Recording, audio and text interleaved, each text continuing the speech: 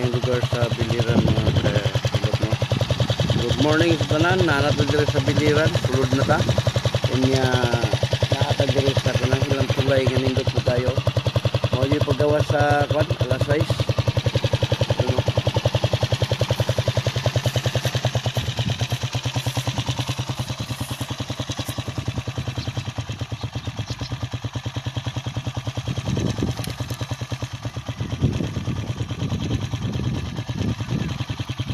Biliran Province sa Leyte ni siya mga kahilo.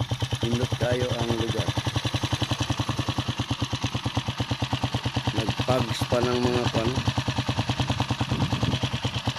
Yang haring adlaw ningawas na. May mga isla-isla nila nga gagmay mga kahilo to. Isla-isla siya. Ito ang partner nga si Pula. Oh. Ala ka simple si Pula.